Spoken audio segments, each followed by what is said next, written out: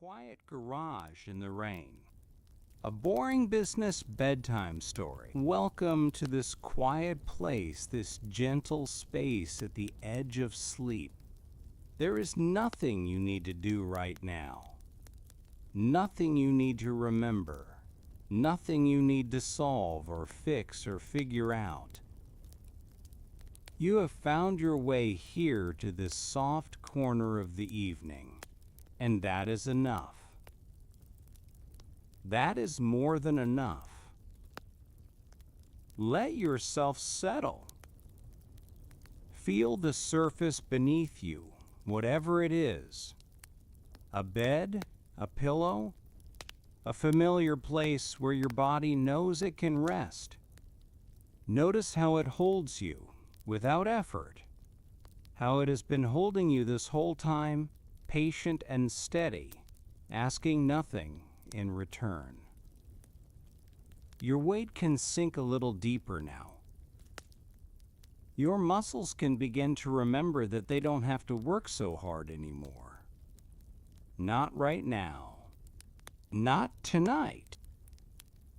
And so we begin gently with breath. Take a slow breath in through your nose. If that feels comfortable, letting your chest and belly rise naturally, without force, without hurry. There is no perfect way to do this. Just air moving in. And then let it go slowly through your mouth or your nose, whatever feels easiest, letting your shoulders drop just a little as the breath leaves. That's it. That's all. Let's do that again. A slow breath and filling gently like water rising in a quiet glass. And then out soft and long like a sigh you've been saving all day. Your jaw can soften now. Your tongue can rest behind your teeth. Your eyes can close if they haven't already, or they can stay half open, unfocused, watching nothing in particular. One more breath, if you like. In slow and easy. And out, letting everything settle, letting your hands go loose wherever they are, your fingers uncurling, your palms open and still. You don't have to hold on to anything tonight. The story will do the holding for you. It will carry you gently wherever you need to go. And as you rest here, you might notice your blanket feels a little heavier now, a little warmer, pressing softly against your body like a kind hand. Your pillow cradles your head, supporting the weight of all your thoughts, all your wondering, so you don't have to carry them yourself. Your eyelids can rest heavy and comfortable like curtains drawn against a quiet night. It's okay if you drift. It's okay if the words begin to blur and blend together, if you lose track of sentences or forget what came before. The story doesn't need you to follow every word. It will be here steady and soft, continuing whether you hear it or not. You can let go. You can let yourself float. Now let us travel somewhere together. Let us travel back through time, back through years that have folded into other years, back to a place that was once small and new and uncertain. We are going to a city by the water, a city where rain falls often and softly, where the sky is frequently gray in that gentle way that makes everything feel quiet and inward turned. Seattle. Imagine Seattle in the middle of the 1990s. The world was a little smaller then. or perhaps it only felt that way. The internet was young, a strange and flickering thing that most people didn't quite understand yet. Computers were bulky and slow. Phones were attached to walls or sat heavy in hands. When you wanted to buy something, you drove to a store or called a number from a catalog, and then you waited. Waiting was normal. Waiting was how things worked. In this city, in a suburb just east of downtown, where the streets were lined with quiet houses and tall, evergreen trees, there was a garage. Just a garage. It was attached to a modest house, the kind of house that didn't call attention to itself with a sloped roof and a front yard and neighbors on either side who kept to their own rhythms. The garage had a single door that faced the street and a side door that led into the house. Inside, there was a concrete floor, cool and slightly dusty, and walls that had probably once held rakes and bicycles and boxes of holiday decorations. But now the garage held something else. There was a folding table, the kind with metal legs that clicked into place, and on this table sat a computer. It was a simple computer, cream-colored and boxy, with a monitor that glowed a soft bluish white. The keyboard made a gentle clicking sound when someone typed on it, a sound like rain on a distant window, steady and rhythmic. Around the table there were books. So many books. They were stacked in careful piles, some tall and some short, their spines facing different directions. Paperbacks and hardcovers, new books and older books, books about science and history and fiction and cooking and travel. They smelled the way books smell when they are gathered together in one place, that particular scent of paper and ink and glue, faintly sweet, faintly dusty, deeply comforting. There were cardboard boxes, too flattened and leaning against one wall, waiting to be folded into shape. There were rolls of packing tape, brown and shiny, and a tape dispenser that made a satisfying ripping sound when tape was pulled across its teeth. There were labels and markers and a scale for weighing packages. Everything was simple. Everything was quiet. Everything was waiting to be used. Outside, the rain was falling. You could hear it on the roof, a soft and constant pattering, like fingertips drumming gently on a table. It was the kind of rain that Seattle knows so well, not heavy or dramatic, but persistent, patient, the kind of rain that settles in for hours and makes the world feel wrapped in gray cotton. The air near the garage door was cool and damp, carrying the smell of wet pavement and cedar trees. But near the lamp on the folding table, near the glowing computer screen, there was warmth. A small circle of warmth in the cool evening. This is our anchor place. This is where we will return again and again throughout this story. Whenever you need to feel grounded, whenever the details become too much or too little, you can come back here. To this garage. To this rain. To this lamp and this table and these stacks of patient books. Let yourself be here now. There was a man in this garage. He was not remarkable to look at, not in any way that would make you notice him on the street. He had dark hair that was starting to thin a little, and he laughed easily, a bright and sudden laugh that seemed too big for his quiet surroundings. But most of the time here in the garage, he was not laughing. He was thinking. He was typing. He was carefully lifting books from one pile and placing them in another. He had come from far away, in a sense. He had worked in the tall buildings of a big city and offices, where people moved quickly and spoke in numbers, and wore suits that all looked the same.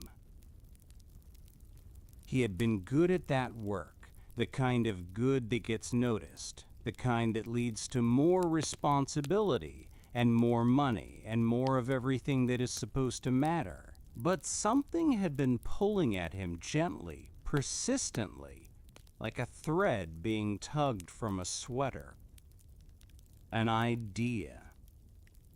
A question. He had noticed something about the world, something small and quiet that most people were ignoring. The internet was growing. Not in the way that storms grow sudden and visible, but in the way that plants grow slowly, invisibly, one tiny change after another, until one day you look and everything is different. He had seen numbers, charts, projections. He had done the math in his careful, methodical way, and the numbers had told him something that made his heart beat a little faster. This new thing, this network of connected computers, was going to change how people lived, how they worked, how they bought things. And so he had left. He had left the tall buildings and the suits and the numbers that meant money, and he had driven across the country with his wife, taking turns at the wheel, watching the landscape change from one kind of beautiful to another. She had driven while he typed on a laptop, the screen glowing in the passenger seat, his fingers moving steadily over the keys as the miles scrolled by outside the window. He was writing a plan. He was building something in his mind before it existed anywhere else. They had settled here, in this house, in this suburb, in this garage, where the rain tapped gently on the roof. And now, night after night, he sat at the folding table with his simple computer thinking about books. Why books? You might wonder. Books are heavy. Books are bulky. Books are so specific, one person wants this title while another wants that one. And no store can hold them all. Not really, not every book that has ever been written. But that was exactly the point. That was exactly what made them interesting. A store made of computer code, a store that existed only in the humming wires of the internet, didn't have walls. It didn't have shelves that could only hold so many things. It could list every book, every single one. And someone in a small town, far from any bookstore, someone who had been searching for a title for years, could finally find it. Could finally hold it in their hands. It's okay if your thoughts are drifting now. It's okay if the idea feels vague, like something seen through fog.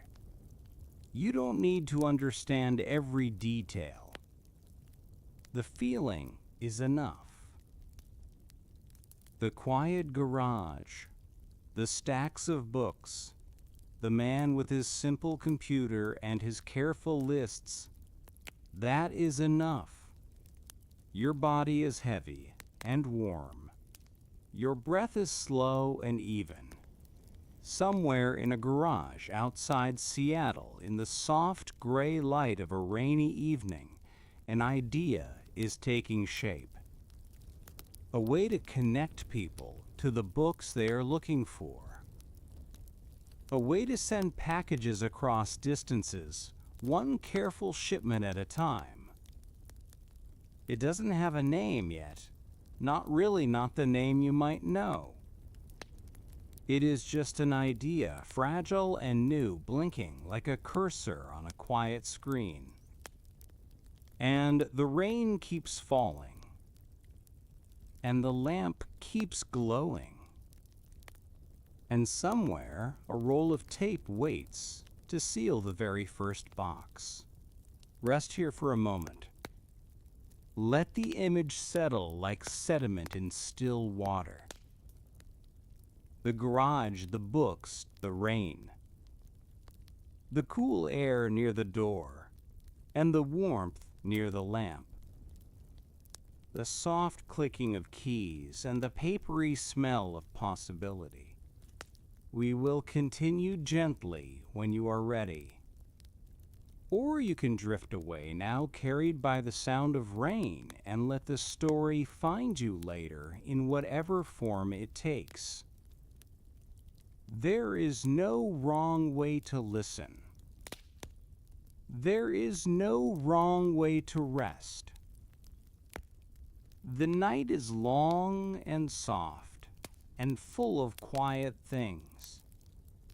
And this is only the beginning. The man's name was Jeff. It is a simple name, a common name, the kind of name that belongs to neighbors and uncles and people you might meet in line at the grocery store.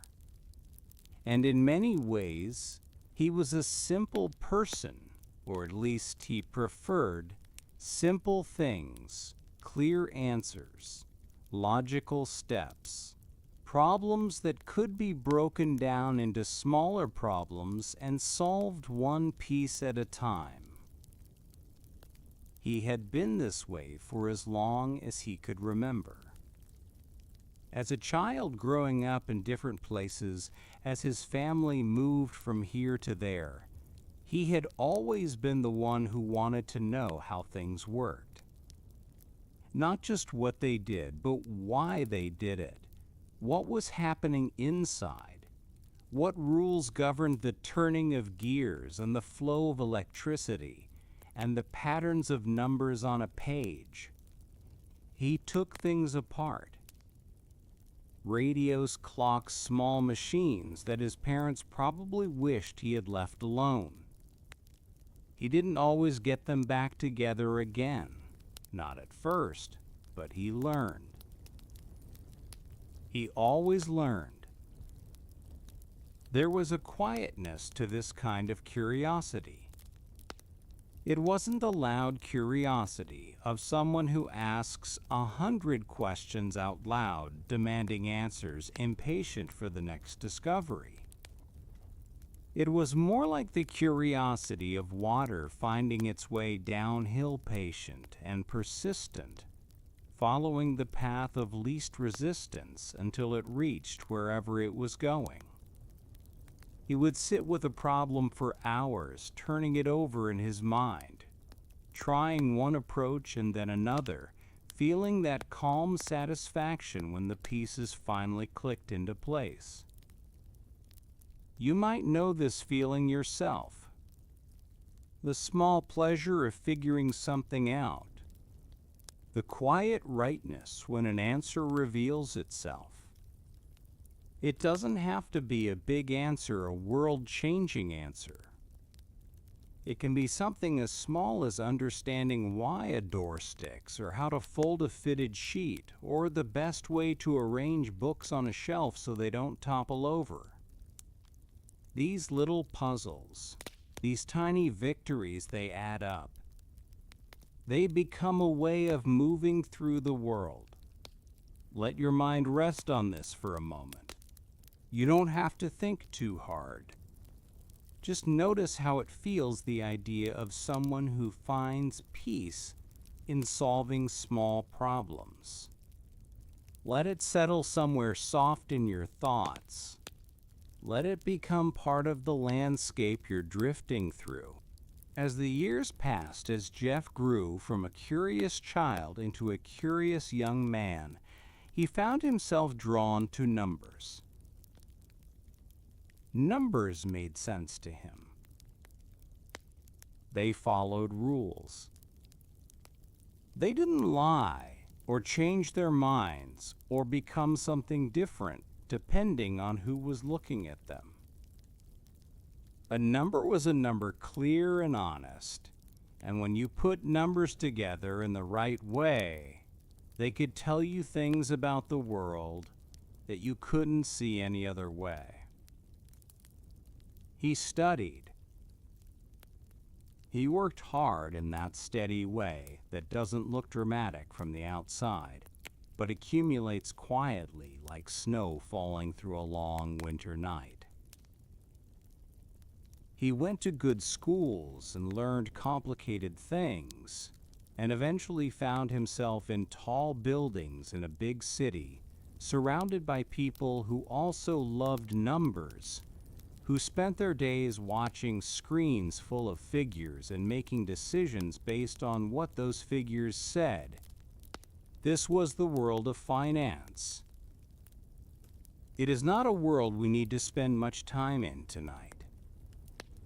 It was a world of suits and schedules, of early mornings and late nights, of competition and ambition, and the particular kind of tiredness that comes from working very hard at something that pays well but doesn't quite fit. Jeff was good at it. He was very good at it. He rose through the ranks the way capable people do, taking on more responsibility, earning the trust of people who had the power to give trust. But there was always that thread being tugged, that quiet pulling sensation, like something far away was calling to him, something he couldn't quite name yet. He felt it in the moments between meetings, in the silence of his apartment late at night, in the small, restless feeling that would rise up sometimes, when he looked out the window at the city lights and wondered if this was really it, if this was really all there was going to be. It's okay if you're feeling drowsy now. It's okay if the details of offices and numbers are fading into something soft and indistinct, like lights seen through fog. You don't need to hold on to them. They are just part of the path, just stepping stones leading somewhere else. The important thing is the feeling underneath the sense of someone searching gently for something that fits better. Your breath is slow. Your body is warm. Let your shoulders sink a little deeper into wherever they're resting. Let your hands go soft and still. The story will carry you. And then he noticed something. It was in the numbers, of course. It was always in the numbers for someone like Jeff. He was reading reports, studying trends, looking at the way certain things were growing and changing in the world. And one set of numbers caught his attention in a way that made him stop, made him look more closely, made that quiet part of his brain start turning like gears engaging. The internet was growing, not slowly, not steadily, but quickly. Very quickly. the kind of quickly that doesn't happen often, that signals something big, is shifting underneath the surface of ordinary life. More people were connecting their computers to this strange new network every day. More information was flowing through wires and cables, invisible rivers of data, crossing oceans and continents in the time it takes to blink. Most people didn't notice yet. Most people were still living their lives the old way, buying things from stores, calling friends on telephones attached to walls, getting their news from papers that arrived on doorsteps in the early morning. The internet was a curiosity, a toy for enthusiasts and academics, something that existed on the edges of normal life. But the numbers told a different story. The numbers said this toy was becoming something else, something bigger, something that would eventually touch everything. Jeff felt that familiar feeling, that quiet click of pieces fitting together, that calm certainty that comes when you see something clearly, even if you can't explain it to anyone else yet. He didn't know exactly what he would do with this information, not at first.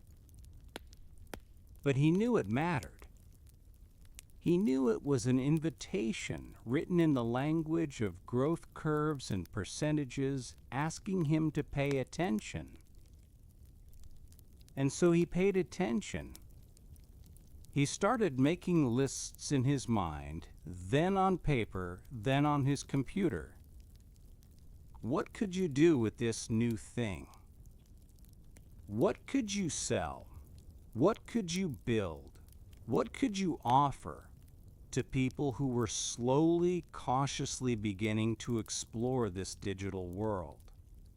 The ideas came one after another, some practical, some fanciful, some impossible.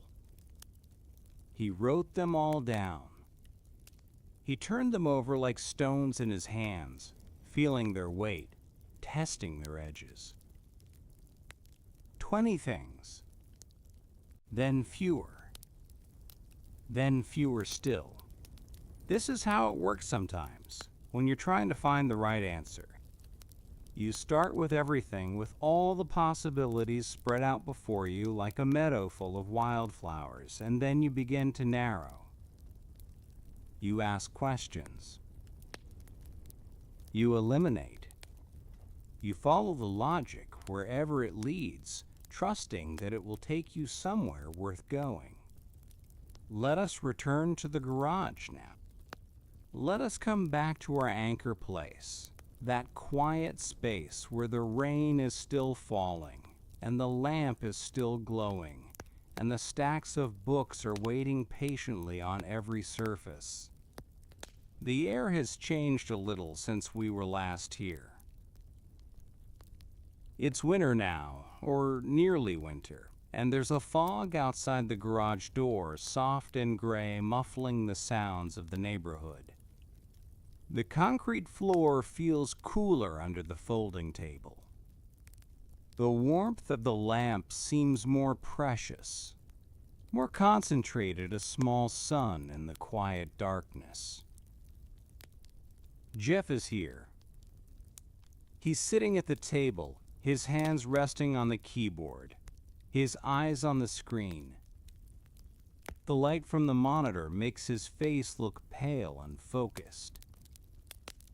There's a mug of something warm nearby, coffee maybe, or tea, and occasionally he wraps his hands around it, letting the heat seep into his fingers before he goes back to typing. He's thinking about categories. That's what he calls them in his mind. Categories of things that people might want to buy things. They could be listed on a website and shipped through the mail to addresses all over the country. He's been through the list so many times now that he knows it by heart. Music. videos, computer software, office supplies, clothing, and books. Always books sitting there on the list, patient and unassuming. Each category has its own problems, its own complications. Clothing is tricky because people want to try things on, want to feel the fabric, and check the fit before they commit. Electronics change so quickly that anything you stock might be outdated before it sells. Music and videos have complicated arrangements with studios and labels, layers of permissions and agreements that would take years to untangle. But books are different. He reaches out and picks one up from the nearest stack, feeling its weight in his hand. The cover is smooth, slightly cool, with raised letters you can trace with your fingernail. He opens it, and the pages fan out, releasing that particular smell of paper and ink, that scent that readers know so well, that carries memories of libraries and bookstores, and quiet afternoons spent lost in other worlds. There are so many books in the world, millions of them. More than any single store could ever hold, more than any catalog could ever list. But a computer doesn't get tired. A website doesn't run out of shelf space. You could list every book ever published, every title from every publisher, and someone somewhere who had been searching for exactly that book could finally find it. And books are easy to pack. They're rectangular. They're sturdy. They fit into boxes without complaining. You don't have to worry about them breaking or spoiling or going out of style. A book published 50 years ago is still just as valuable as the day it was printed, maybe more so. They're patient books. They wait. Jeff sets the book down gently and looks around the garage. He looks at the cardboard boxes, still flat against the wall.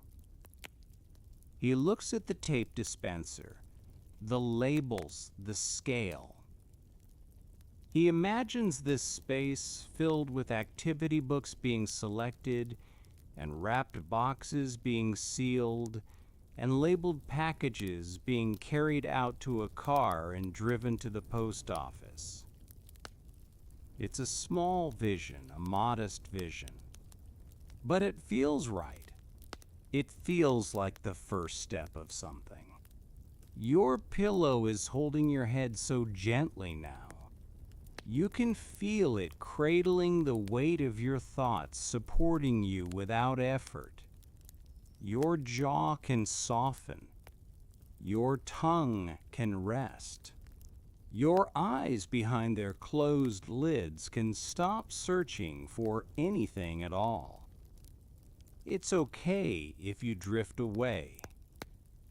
It's okay if the garage becomes a dream, if Jeff and his books and his careful lists dissolve into something softer, something without edges.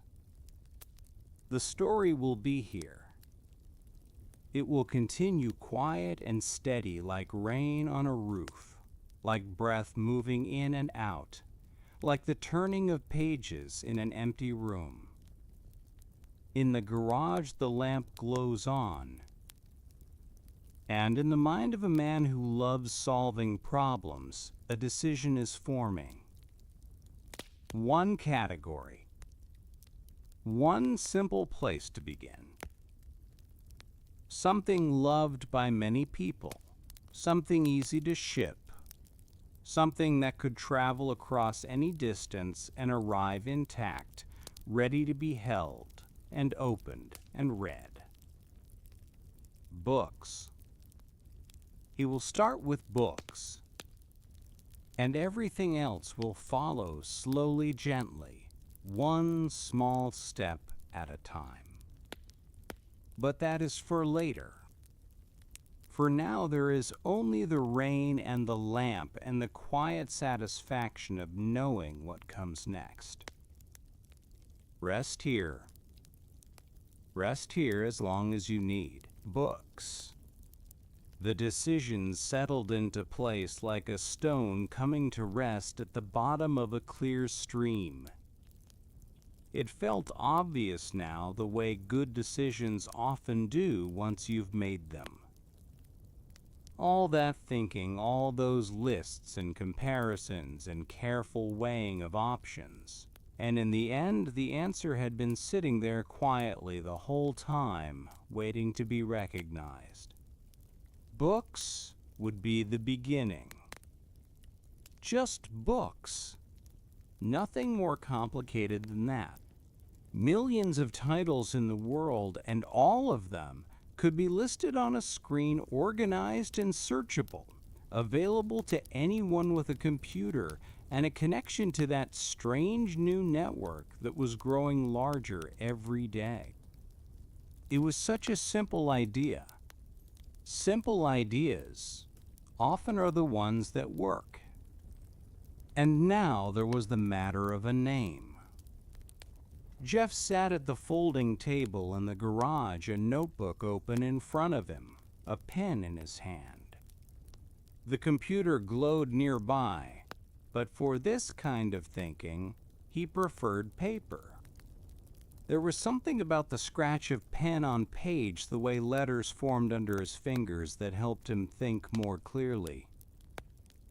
The rain had stopped for now, but the air was still damp, still carrying that particular smell of wet earth and cedar that belonged to this corner of the world. He wrote down words. He crossed them out. He wrote more. He was looking for something that felt right, something that would tell people what this thing was, or at least hint at what it might become. The names came and went, some too plain, some too clever, some that meant nothing at all. He filled one page and turned to another, his handwriting growing looser as the night wore on. The lamp cast its warm circle on the paper. Outside, a car passed slowly down the street, its headlights sweeping briefly across the garage door before disappearing. The neighborhood was quiet. The world was asleep, or nearly asleep, and here was one man with a pen and a notebook, searching for the right combination of letters. You don't have to follow every detail of this search. You can let the image soften, let it become just a feeling, the feeling of someone working late, someone turning an idea over and over until it begins to take shape. Your breath can slow. Your body can sink deeper into rest. The name will come. It always does. He thought about rivers. He thought about the largest river in the world, that vast ribbon of water cutting through green forests, carrying more water than any other river on earth. There was something about that image that appealed to him, the sense of abundance, of flow, of something that started small and grew until it touched everything. A river that began as a trickle somewhere high in the mountains and became eventually unstoppable. Amazon. He wrote it down and looked at it. The letters sat there on the page, simple and strange. Not quite a word you would expect for a company that sold things. But that was part of what he liked about it. It didn't sound like a store. It sounded like something else, something bigger, something that might become anything at all. And there was another small thing, a practical thing, the kind of detail that appealed to his methodical mind. Websites were often listed in alphabetical order in those early directories, those primitive maps of the digital world. A name that started with A would appear near the top. A small advantage, a tiny edge. But edges add up. Amazon. He said it quietly to himself, testing how it felt in his mouth. Then he closed the notebook and turned back to the computer, ready to begin the next step. Let your jaw soften now. Let the muscles around your eyes relax, the tiny muscles you didn't even know were working.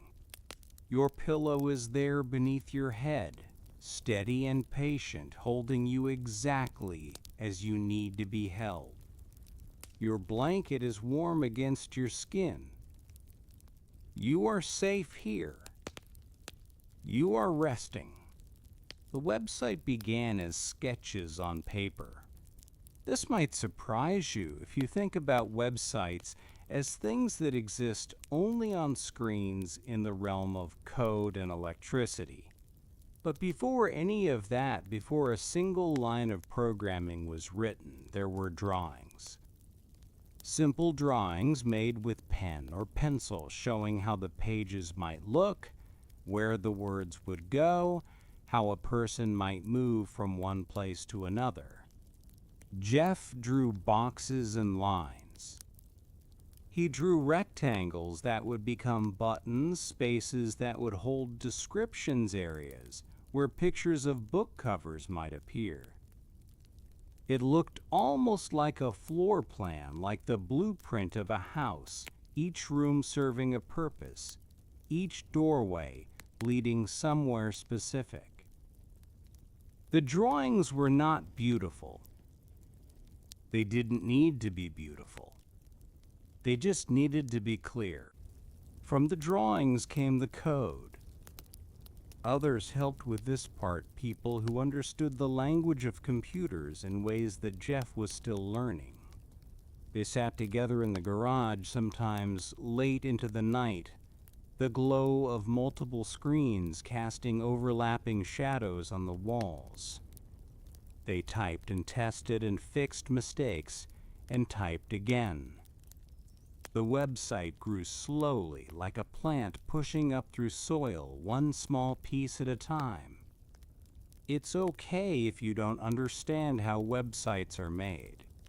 It's okay if the technical details blur and fade, becoming just a gentle hum in the background of this story. What matters is the feeling of it, the patience, the repetition, the way small efforts accumulate into something larger. Type test fix. Type test fix. Over and over, night after night, until finally the thing begins to work. The first pages were so simple. A search box where you could type the name of a book you were looking for. A list of results, plain and unadorned. A way to say, yes, I want this one, please send it to me. A place to enter your address, your name, the information needed to turn a digital request into a physical package that would travel through the real world to your real door. And behind all of this, invisible to anyone looking at the screen, was a list of books. Thousands of them at first, then tens of thousands, then more. Each one entered carefully, its title and author and description typed into the system, becoming part of a catalog that grew larger every day. It was tedious work, the kind of work that requires patience rather than brilliance, the willingness to do the same thing over and over until it is done. Let us return to the garage. The season has shifted again. It's late spring now, and the rain falls more softly warmer than before. The air through the gap beneath the garage door carries the smell of new leaves and damp grass. The lamp still glows on the folding table, but the evenings are longer now, and sometimes there's still a little daylight left when the work begins. The books have multiplied. They cover every surface organized into careful categories that only Jeff fully understands. Publishers have begun to send them sample copies and catalogs boxes that arrive on the doorstep with satisfying regularity. Each new arrival means more titles to enter, more descriptions to write, more pieces of the puzzle clicking into place. And then one evening, something happens. It arrives as a sound. A small chime from the computer, a notification that means something new has come through the wires. Jeff looks up from the book he was cataloging, his attention shifting to the screen. His fingers find the keyboard, and he navigates to the place where orders appear, that digital inbox where requests from the outside world collect like letters in a mailbox. There is one message, one order. Someone somewhere has found the website. Someone has searched for a book, has chosen it, has entered their information, and clicked the button that says, "Yes, send this to me." The details glow softly on the screen. A title, an author, a name and address in a state far away, a place Jeff has never been. This is the first one. The very first order from someone they don't know, a stranger, who found their way to this small digital storefront and decided to trust it with their money and their address and their hope that a book would actually arrive. It's a small moment, quiet and unremarkable in many ways. But it's also everything. It's proof that the idea works, that the system functions, that all those nights of typing and testing and fixing have built something real. Jeff stands up from the table. He moves to the shelves where the books are organized, running his finger along the spines until he finds the one he's looking for. He pulls it out carefully, feeling its weight in his hands. It's a paperback not too heavy, with a cover that shows, well, it doesn't matter what it shows. What matters is the way he holds it, the way he looks at it. This object that is about to travel across the country to someone waiting. The cardboard box is flat against the wall. He takes one and folds it into shape his hands, learning the motions that will become so familiar, the way the flaps bend, the way the corners meet, the way the box becomes a container ready to hold something precious. The cardboard is stiff beneath his fingers, slightly rough, the color of grocery bags and packing materials and practical things. He places the book inside. It fits neatly, with room for padding for protection. He adds paper around it, cushioning it against the bumps and jostles of its journey. Then the packing tape, that satisfying ripping sound as he pulls it across the dispenser, the way it seals the box with a firm, final pressure. The address goes on a label written carefully in clear letters. The label goes on the box, and then the box is ready. It sits on the table under the lamp, ordinary and unremarkable, just cardboard and tape and paper. But inside is a book that someone wants, and tomorrow it will begin its journey through the world, handed from person to person, sorted and loaded and driven through streets and highways, until it arrives at a door where someone is waiting. Your body is so heavy now. Your breath moves in and out without any effort at all, like waves on a shore, like wind through leaves.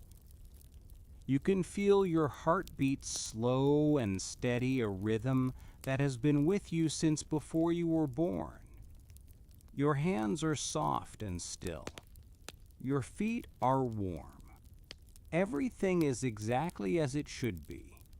It's okay if you're drifting now. It's okay if the garage is becoming a dream, if the image of that first box is fading into something softer, something without edges. You don't have to stay awake. The story knows where it's going. It will carry you there, or it will let you rest, whichever you need more. That night, after the box was sealed and labeled, Jeff carried it out to his car. The rain was falling again, light and gentle, and he covered the box with his jacket as he walked, protecting it from the wet. He set it carefully on the passenger seat, this first small shipment, this proof that the idea could work. In the morning, it would go to the post office, would begin. Its journey to that faraway address would become the first of many. He stood in the driveway for a moment, looking back at the garage. The lamp was still on, glowing through the small window, a warm spot in the gray evening. He thought about all the orders that might come after this one, all the boxes that might be packed and sealed and sent out into the world. It was impossible to know how many there would be. Maybe just a few. Maybe none at all after this first one. Or maybe. But he didn't let himself think too far ahead. One box at a time. One order at a time. That was how things got built, wasn't it? Not in great leaps, but in small steps, repeated over and over, until they added up to something. Order pack send. Order pack send. A rhythm, a pattern, a gentle repetition that could carry you forward without exhausting you. The rain fell softly on his shoulders. The night was quiet and cool. And somewhere inside the garage, the computer waited for the next chime, the next small proof that someone out there was looking for a book and had found their way to this unlikely place. Order pack send. It could build something steady, this simple rhythm. It could build something that lasted. The days found their rhythm. It was a gentle rhythm, unhurried and steady, like the beating of a resting heart or the slow turning of seasons. Each morning began the same way, the walk from the house to the garage. The small click of the door latched the familiar smell of cardboard and paper and the faint mustiness that old books carry with them. The computer hummed quietly on the folding table, already awake, already waiting. And each morning there were orders. Not many at first. Some days just one or two. Some days a handful. Some days none at all. But they came these small messages from the outside world, each one representing a person somewhere who had found their way to the website and decided to trust it. Each one a name, an address, a book that someone wanted enough to ask for. Jeff would sit at the table and open the emails one by one. He read them slowly, carefully, the way you might read letters from faraway friends. The orders were simple, just titles and shipping addresses, just the basic information needed to send something through the mail. But behind each one he knew was a person. Someone sitting at their own computer, perhaps late at night, perhaps early in the morning, searching for a book they'd been wanting to read.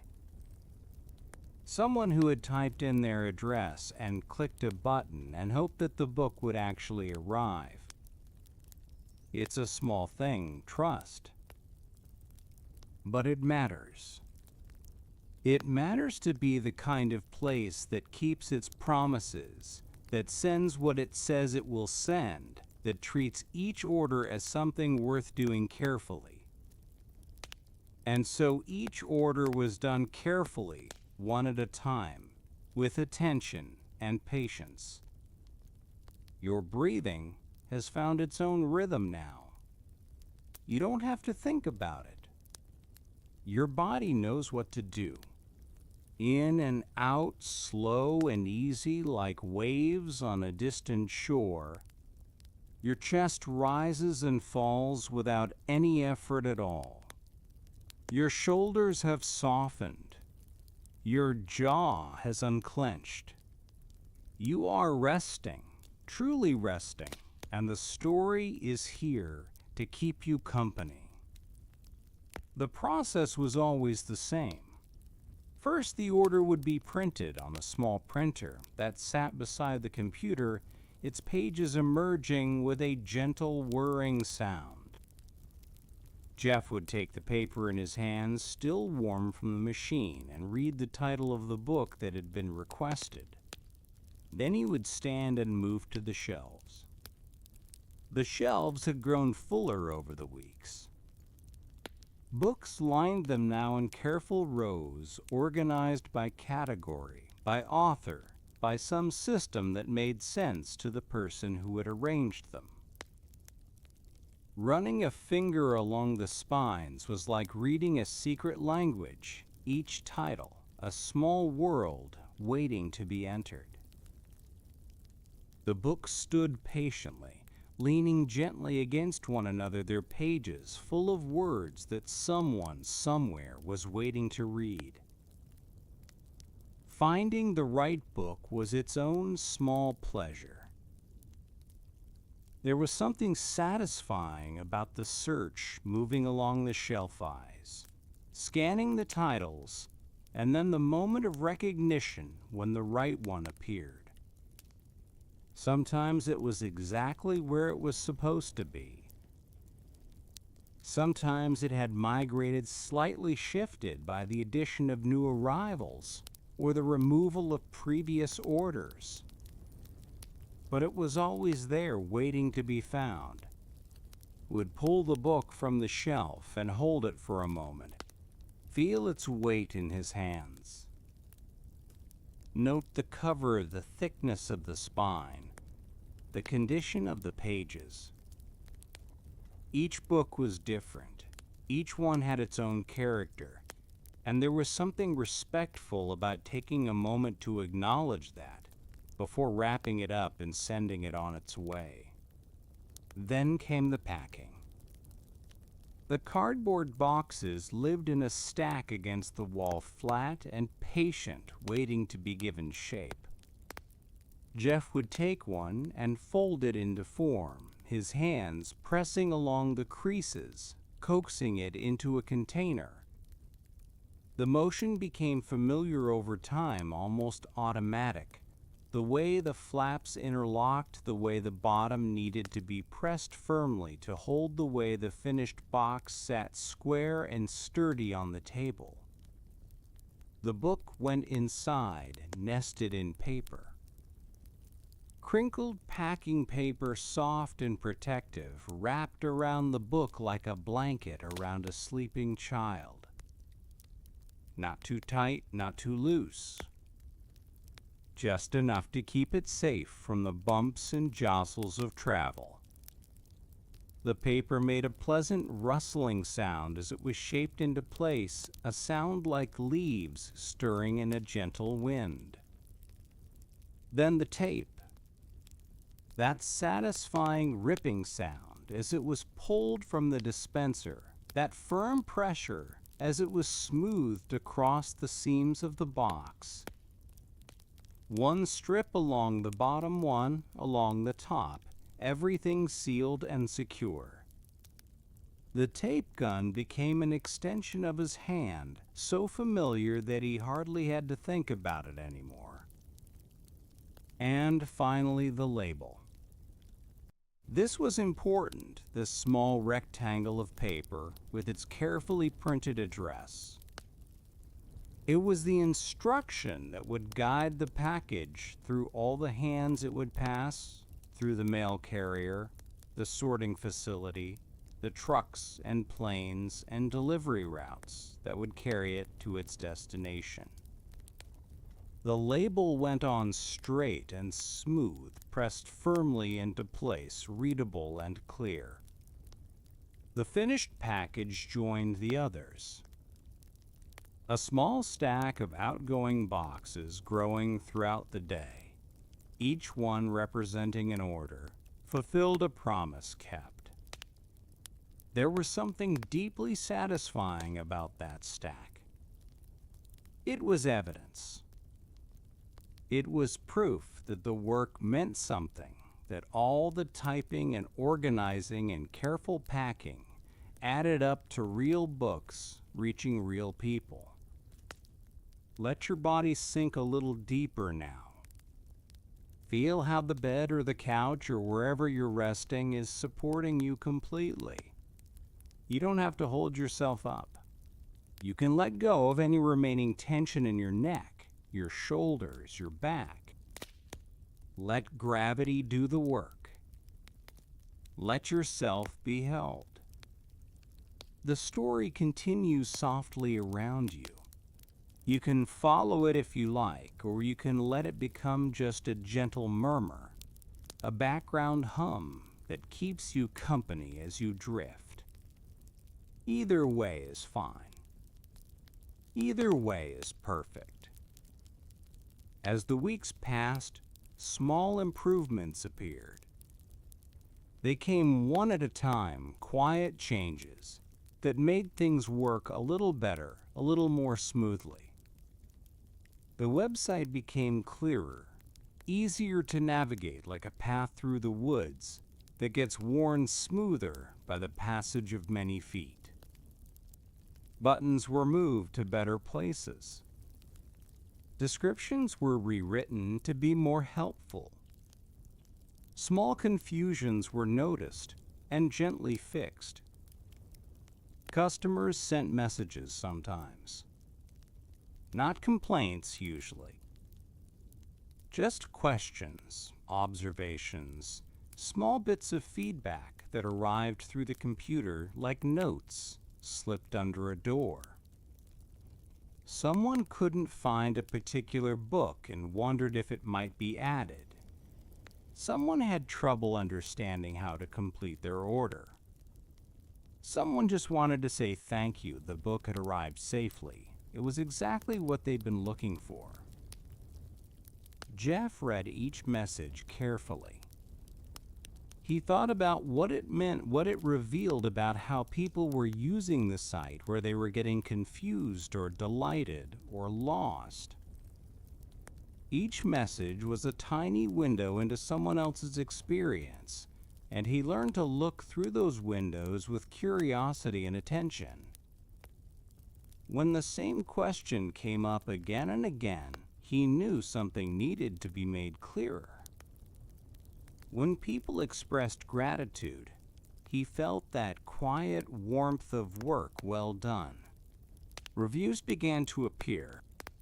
This was a new feature, a simple addition that let people share their thoughts about the books they had purchased. Just a few sentences. Usually this book was wonderful. This book was disappointing. This book changed the way I think about something. The reviews accumulated slowly, each one adding a small piece to the picture, helping future customers decide whether a particular book might be right for them. It was like a conversation, in a way. A slow conversation spread across time and space people, sharing their experiences with books they had read, helping others who might never meet them make better choices. There was something beautiful about that. something quietly communal. The website was becoming more than just a catalog. It was becoming a place where readers could connect, however briefly, through the books they loved. The garage felt different now. Not louder exactly, not more chaotic, but busier in that quiet way that comes from steady work rather than frantic activity. The shelves were fuller than they had ever been. Books arriving from publishers in regular shipments, boxes that needed to be unpacked and sorted and entered into the system. The stack of outgoing packages grew taller each day, sometimes requiring a second trip to the post office. But the lamplight was still steady. The rain still fell outside, some days heavy, some days light, always present in that Seattle way that becomes part of the background of life. The computer still hummed on the folding table. The tape dispenser still made its satisfying ripping sound. The rhythm continued order after order, book after book, package after package. There was something reassuring about the repetition, something calming about knowing exactly what to do and doing it well. The motions became almost meditative: print the order, find the book wrap, and pack tape and label add to the stack. Each cycle was complete in itself, a small task finished, a small promise kept. And then the next one began. Your pillow is so soft beneath your head. Your blanket is warm and heavy, pressing gently against your body like a kind embrace. You can feel yourself sinking, settling, becoming part of the quiet stillness of the night.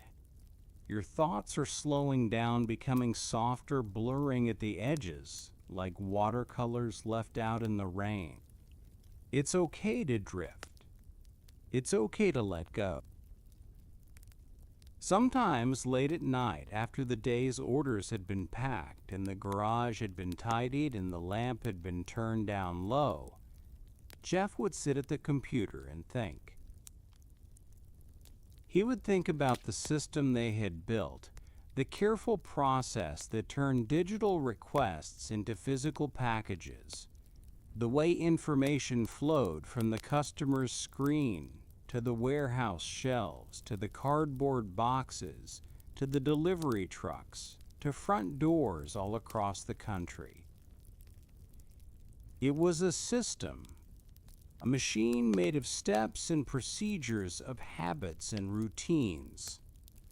And he would think quietly about what else might flow through such a system. Not right away, not soon, but someday. Because if the system could handle books with all their different sizes and subjects and publishers, couldn't it handle other things too? Things that were also rectangular, also sturdy, also easy to pack and ship? Things that people wanted but couldn't always find in their local stores? The thought would drift through his mind like a cloud across a night sky. Music, perhaps. Recordings on those small, compact discs that were becoming so popular, each one a flat square that would fit perfectly in a padded envelope. Or movies, those rectangular boxes that lined the shelves of video stores, each one a story waiting to be watched. Or computer programs, or games, or tools, or toys, but he didn't let himself think too far ahead. The books were enough for now. The books were more than enough.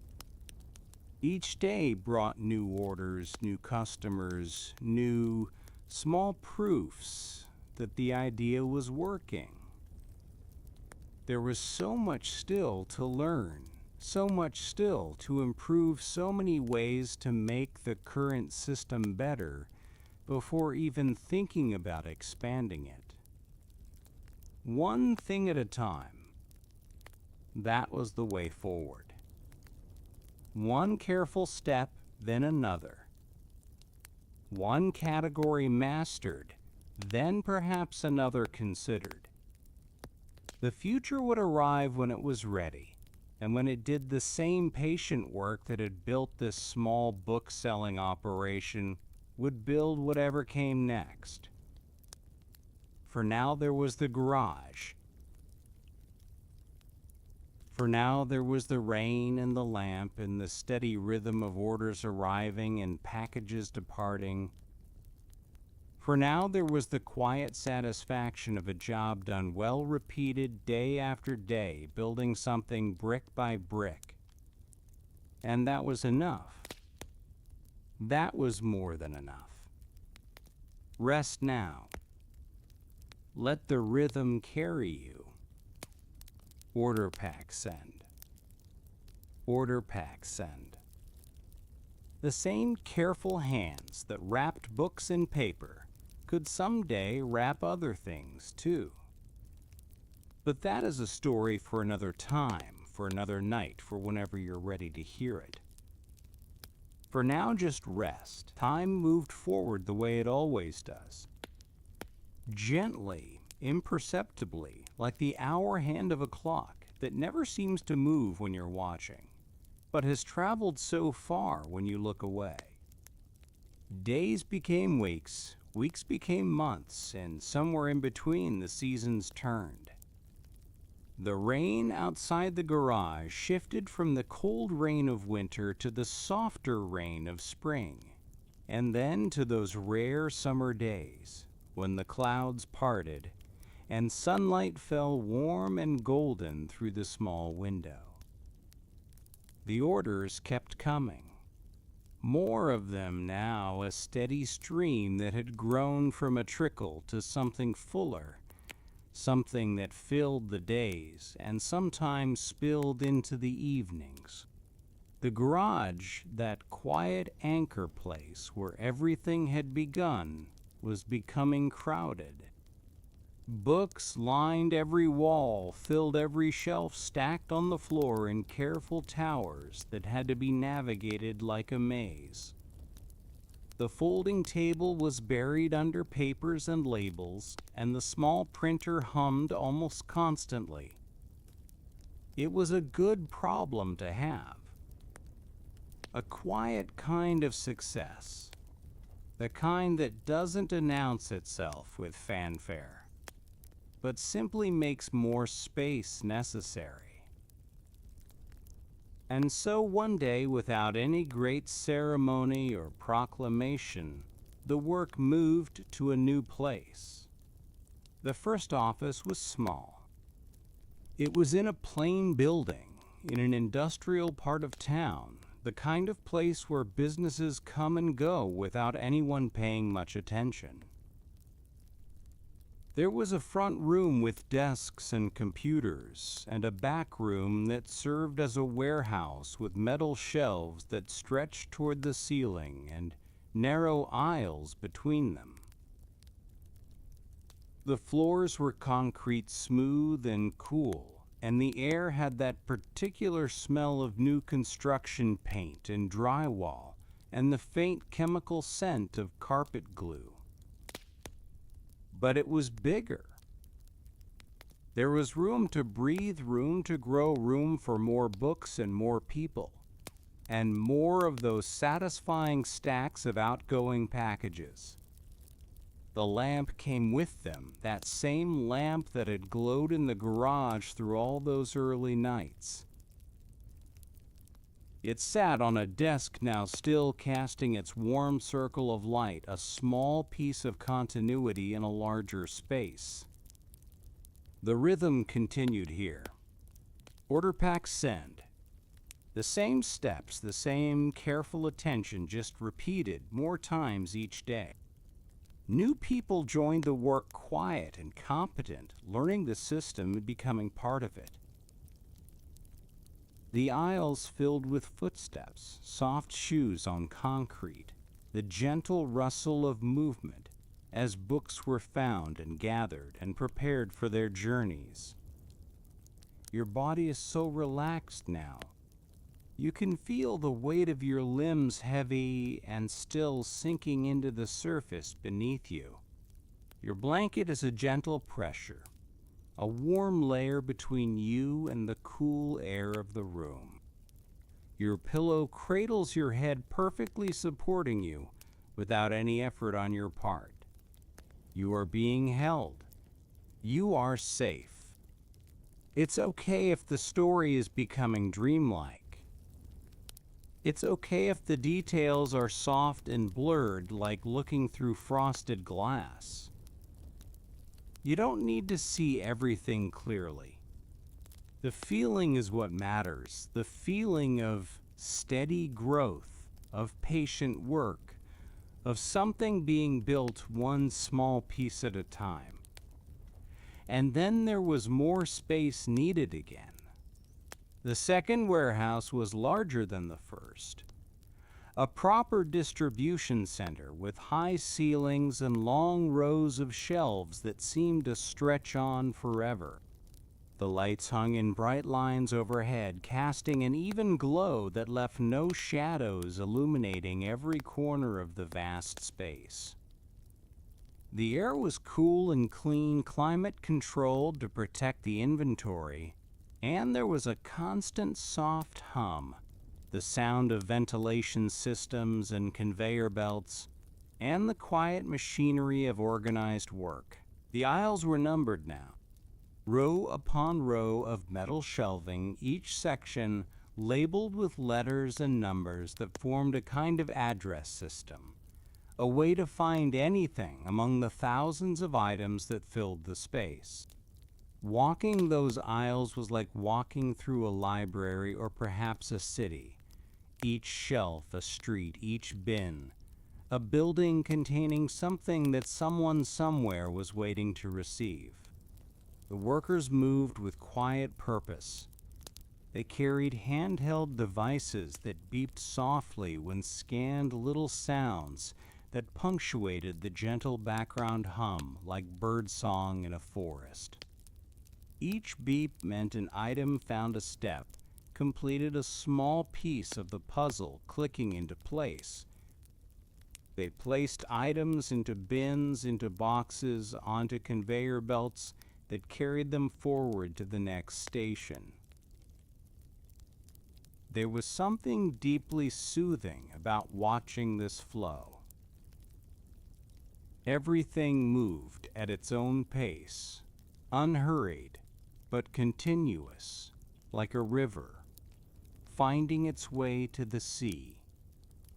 Packages traveled along the belts, pausing briefly at each station to receive their labels, their tape, their final preparations before being loaded onto trucks. The whole system worked together, each part connected to every other part, each person contributing their piece to the larger whole. Somewhere along the way, the company had grown beyond books. It happened gradually, the way a garden expands when you add one new plant at a time. First came music, those small compact discs that fit so perfectly in padded envelopes. Then movies on tape and disc rectangular boxes that stacked neatly beside the books. Then software and toys and tools and kitchen gadgets and so many other things that it became hard to remember what wasn't available.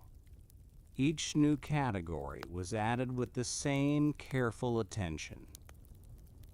The same systems were built, the same processes developed, the same patient work of listing and describing and organizing.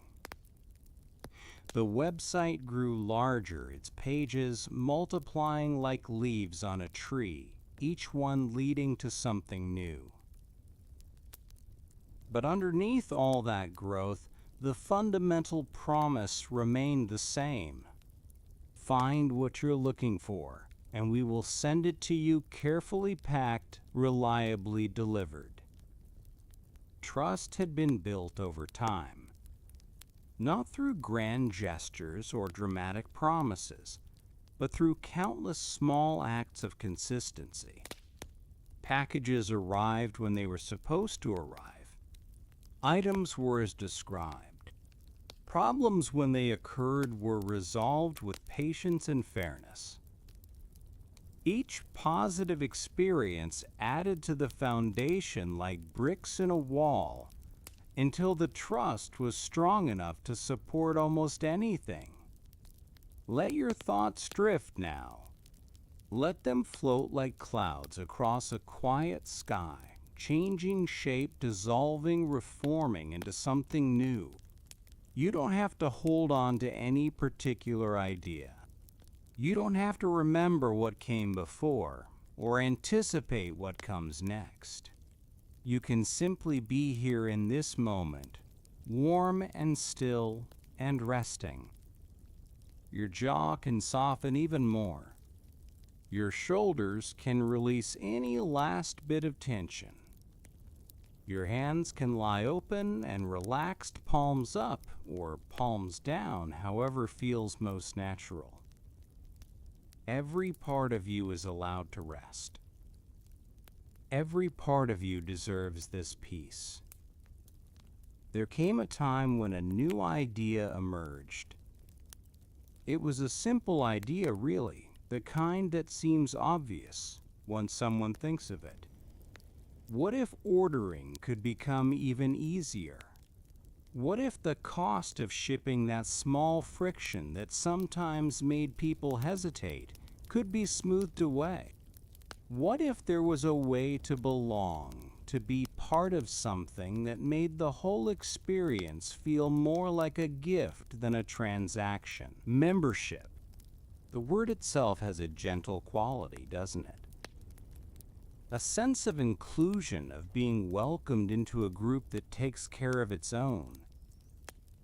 For a modest yearly commitment, shipping would become free on most items. The packages would arrive quickly, reliably, without any additional calculation or decision at checkout. You would simply choose what you wanted, and it would come to you. This is not a suggestion that you should join anything. This is simply how the idea felt to the people who dreamed it up, a way of making things simpler, smoother, more like the ease of walking into a favorite store where everyone knows your name. A comforting promise that removed one small worry from the many worries of daily life. One less thing to think about. One less calculation to make. The membership program grew quietly. People joined because it made their lives a little easier, because they ordered often enough that the math worked out, because there was something pleasant about the simplicity of it all. And with each new member, the connection deepened, not a dramatic bond, but a gentle familiarity, the kind that builds between any customer and any store that serves them well over time. The warehouses continued their quiet work. In cities across the country now, and eventually across the world, these large buildings, with their high ceilings and long aisles, hummed with gentle activity. Workers walked the rows, their footsteps soft on concrete floors, their handheld devices beeping their small confirmations. Packages traveled along conveyor belts past sorting stations into the waiting trucks that would carry them to doorsteps everywhere. The air in these places was always the same temperature. Cool and clean, neither too warm nor too cold, designed for comfort and for the protection of the countless items that passed through. The lights were bright but not harsh, casting an even glow that made everything visible without straining the eyes. The sound was a constant, gentle backdrop, the hum of machinery, the soft thud of packages being placed, the distant rumble of trucks arriving and departing. There is something almost meditative about warehouse work. The repetition of it, the way the same actions are performed over and over, in slightly different variations. Walk to the location, find the item, scan the barcode, hear the beep, place the item in the bin, move to the next location. Each cycle is complete in itself, a small task finished, and then the next one begins. The mind can settle into this rhythm, can find a kind of peace in the predictability. And now let us return.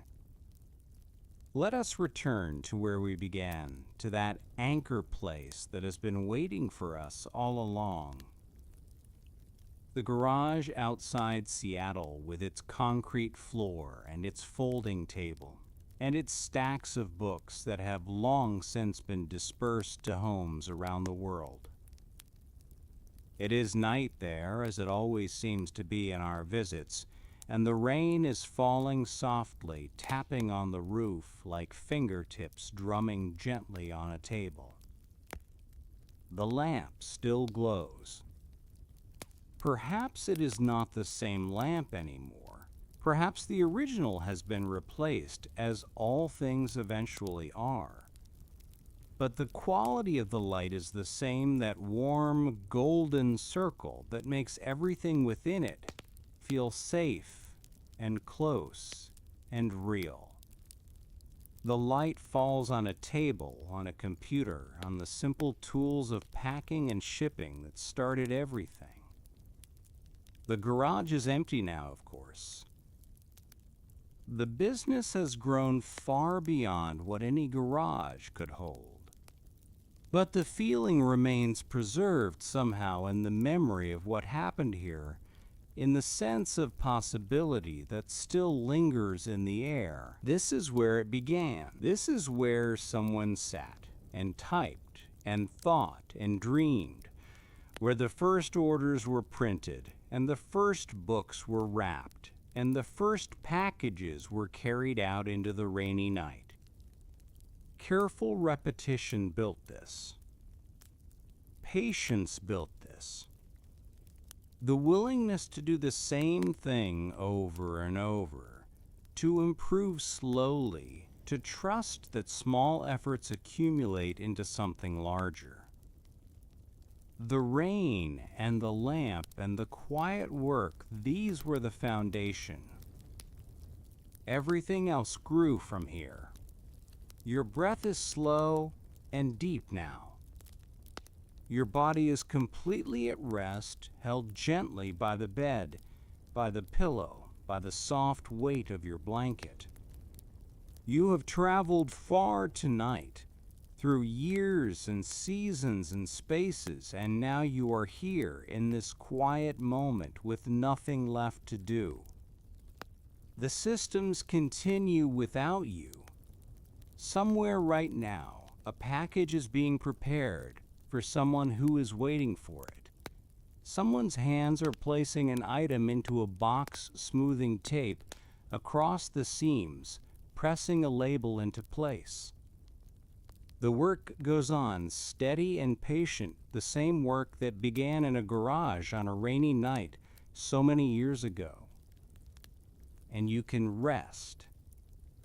You can let the story fade into the softness of sleep, knowing that it will be here if you want to return to it.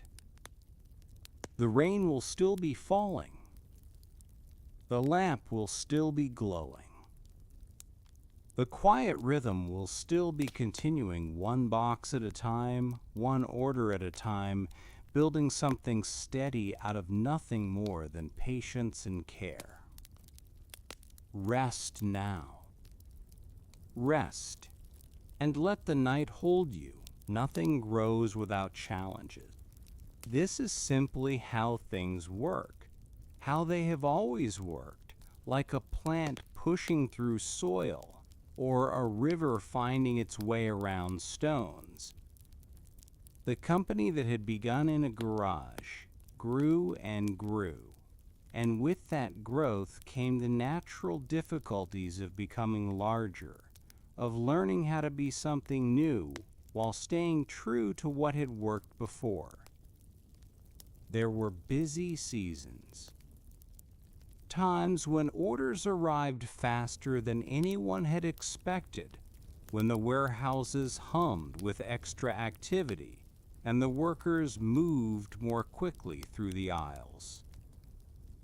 The holidays were like this those weeks when everyone seemed to be thinking of gifts of packages to send to loved ones far away.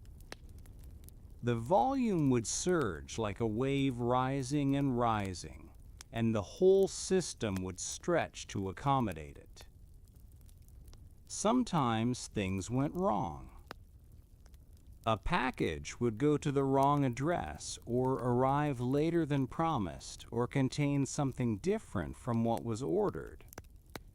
These mistakes were small, individually just tiny errors in a vast ocean of successful deliveries.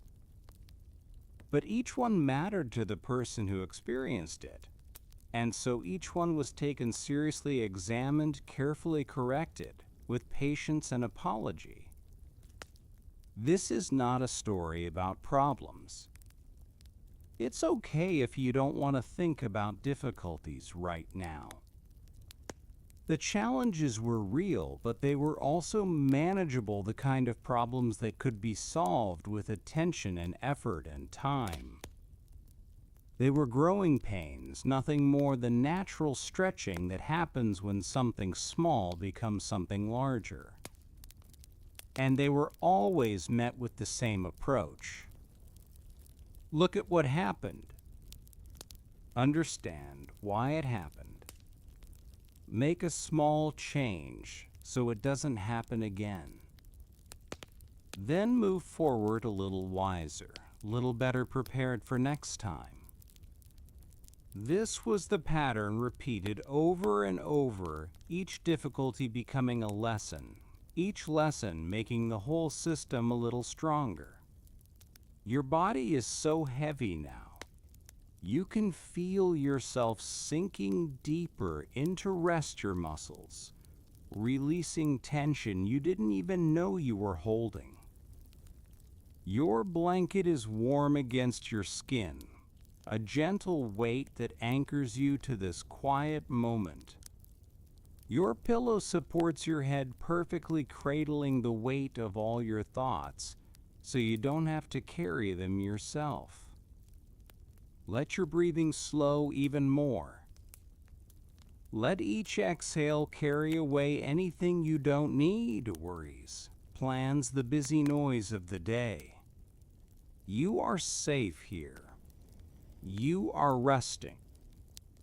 The story will continue soft and steady, asking nothing of you but your presence. There were guiding ideas, not grand philosophies or complicated theories, but simple principles that shaped the way decisions were made. The most important one was perhaps the simplest. Think about the person who will receive the package.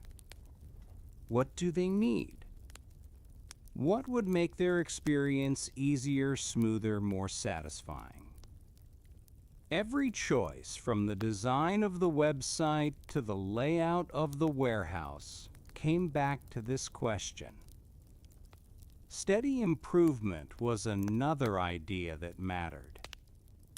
Not dramatic transformation, not sudden reinvention, but the slow and patient work of making things a little better each day. A process that took 10 steps might be refined to take 9. A page that confused some visitors might be rewritten to be clearer. A packing method that sometimes led to damaged items might be adjusted, tested, improved. None of these changes were revolutionary by themselves, but they accumulated layer upon layer until the whole system was noticeably better than it had been before. Small refinements over time. This was the philosophy, if you could call it that. The belief that excellence wasn't achieved through brilliant strokes of genius, but through countless small acts of attention. Fixing what was broken, smoothing what was rough, clarifying what was confusing. Again and again, day after day, until the work became something to be quietly proud of. In offices across the country, people gathered in quiet rooms. The rooms had whiteboards on the walls covered with diagrams and lists, and the kind of shorthand that makes sense only to the people who wrote it. There were tables with chairs arranged around them, and sometimes there were snacks, small bowls of things to eat, while thinking, the kind of fuel that keeps minds working through long discussions. The conversations in these rooms were calm. People talked about processes and systems, about what was working well and what could be improved. They used checklists to make sure nothing was forgotten, simple lists of items to review, steps to follow, questions to ask. There was something comforting about checklists, the way they broke large tasks into smaller pieces, making the overwhelming feel manageable. Teams would discuss the coming weeks. What volume was expected? What resources would be needed? Where were the potential bottlenecks, the places where flow might slow or stop? They planned for tomorrow and next week and next month, looking ahead with the calm attention of people who have learned that preparation prevents problems. No drama, no urgency, just thoughtful people doing thoughtful work, making careful plans, and then carrying them out.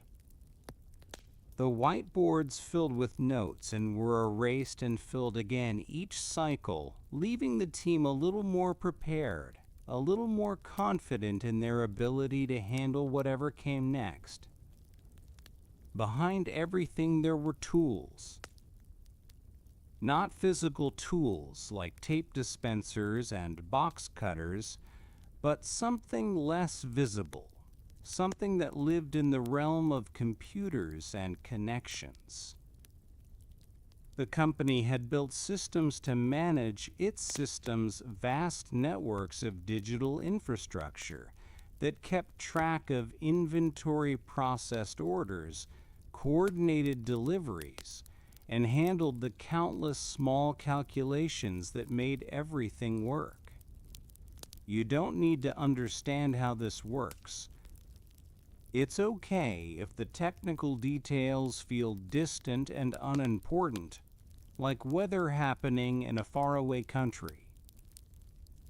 What matters is the feeling of it, the sense that behind the scenes, quietly and reliably, something was taking care of the complicated parts.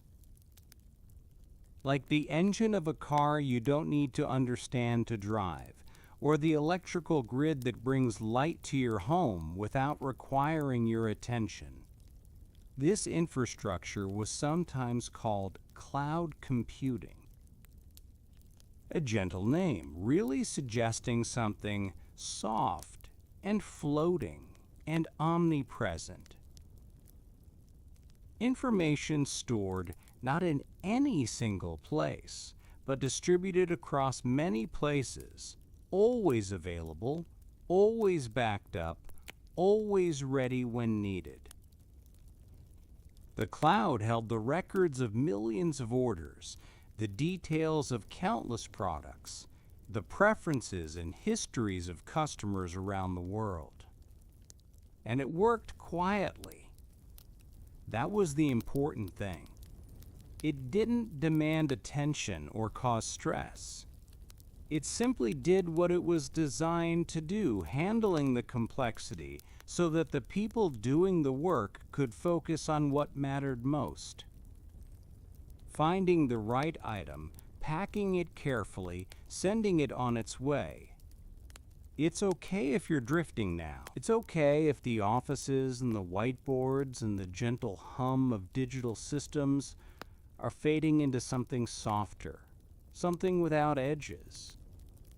You can let the story carry you wherever you need to go. You can let your mind wander into quieter places, into the soft darkness behind your closed eyes. Your feet are warm. Your hands are still. Your breath moves in and out like the tide, like the rhythm of rain on a roof, like the steady pulse of a world that keeps turning without any effort on your part. In the warehouses, the lights glowed in long rows. They stretched toward the horizon of each vast building, bright and even illuminating the aisles where workers moved through their shifts. The lights never flickered or failed. They were simply there, reliable as sunrise, casting their gentle glow over everything that happened beneath them. There was a kind of beauty in the order of these places. The way the shelves were organized, each item in its proper location, each location marked with a code that told you exactly what should be there. The bins were neat, the aisles were clear, the carts moved smoothly along their paths. Everything had a place, and everything was in its place, and there was something deeply satisfying about that kind of clarity. The workers took quiet pride in this order. Not the kind of pride that announces itself, but the subtler kind that shows in careful work, in attention to detail, in the small satisfaction of a job done well. When a system became simpler, easier to use, more efficient, there was a feeling of calm reassurance that spread through the team. We figured this out. We made it better. We can do this. Planning for tomorrow was part of each day. Before the current shift ended, preparations were already being made for the next one. Inventory was checked, supplies were restocked, schedules were reviewed. The handoff from one team to the next was smooth and deliberate, like runners passing a baton in a relay race, each person trusting the others to carry the work forward. Then the warehouse would settle into its nighttime quiet. The lights would dim slightly, the conveyor belts would slow, and stop the aisles would empty of footsteps.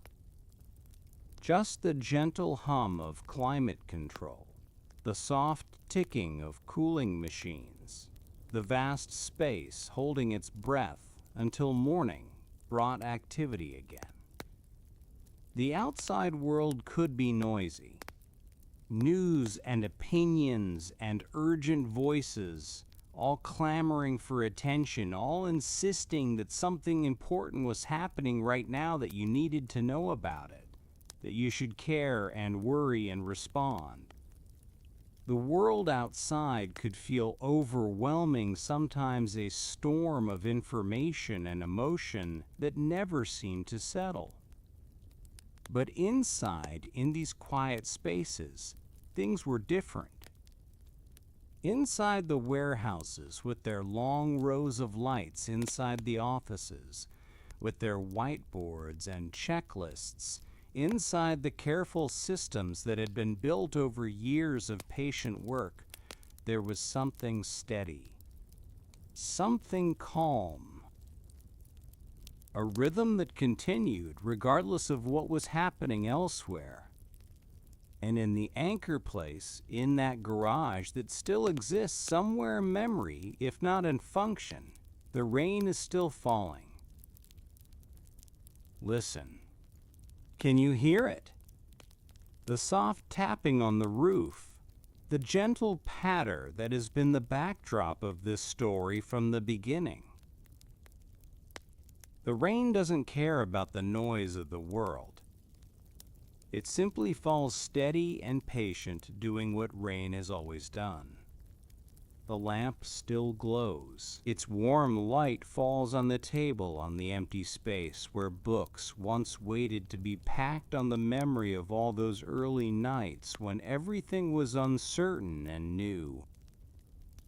The light is soft and golden, the same quality it has always had, unchanged by all the years that have passed. And the feeling of careful packing remains. Somewhere right now, hands are wrapping an item in paper smoothing tape across cardboard, pressing a label into place. The same motions that began in that garage, repeated millions of times over, connecting the past to the present in an unbroken chain of small, careful acts. The outside world is noisy, but here in this anchor mood, everything stays soft and steady. The rain falls. The light glows. The work continues.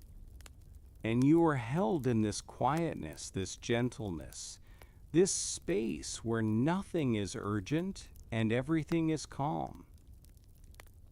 Rest here for a moment. Feel how the story has become a kind of shelter, a place to be when the world feels like too much. You don't have to go anywhere or do anything.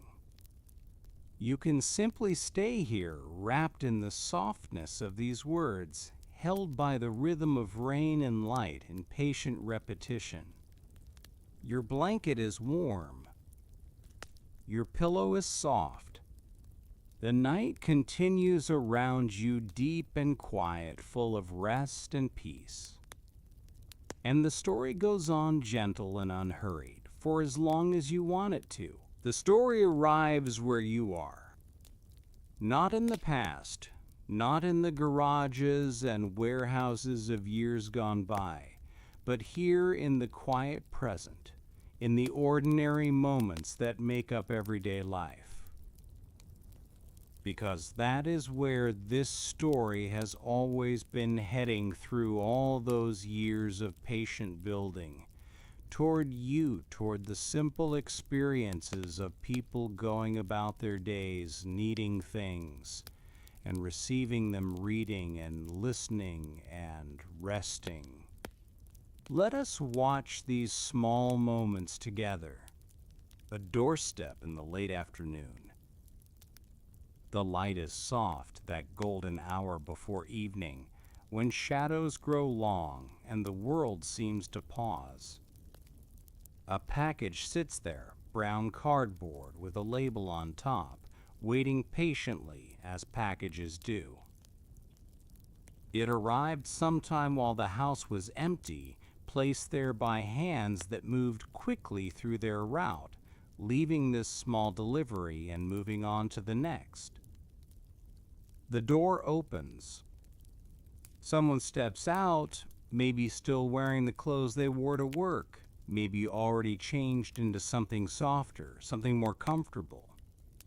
They look down and see the box, and there's a small moment of recognition. Ah, yes, I was waiting for this. They bend down and pick it up, feeling its weight in their hands, not heavy, but substantial, solid, and real. Inside the house, at a kitchen table or a counter, the box is opened. The tape peels away with that satisfying sound, that quiet ripping, that signals something is about to be revealed. The flaps fold back. Inside, there's paper or padding protective material that cushioned the contents during their journey. And beneath that, the thing itself, something simple, something needed. Maybe it's a replacement filter for a machine that keeps the air clean. Maybe it's a set of batteries, those small cylinders of stored energy that make so many things work. Maybe it's a kitchen tool, a utensil that will make cooking easier, or a container that will help keep food fresh longer. Nothing exciting, Nothing that anyone would tell stories about. Just a useful thing arriving when it was needed, solving a small problem that had been waiting to be solved. The person puts the item where it belongs. They fold the cardboard box flat for recycling, gather up the packing paper, tidy away the evidence of delivery. The whole interaction takes just a few minutes, and then it's done, absorbed into the flow of ordinary life. One small task completed, one small need met. Your breath is slow and even. You can feel your chest rising and falling in that gentle rhythm that belongs to rest, to stillness, to the body doing what it knows how to do without any instruction from you. Your blanket is wrapped around you like a soft cocoon, warm and protective. Your pillow holds your head like a cloud holds rain, effortlessly, completely. It's okay if you're not following every word. It's okay if the images are blurring together, doorsteps and packages and kitchen tables, all becoming one soft impression of ordinary life. You don't need to hold on to the details. Just let them wash over you like warm water, like gentle light, like the sound of rain you've heard so many times in this story. Somewhere else a family. Evening now, dinner finished, the dishes done, or waiting to be done. The house settling into that quieter time when the activity of the day begins to wind down.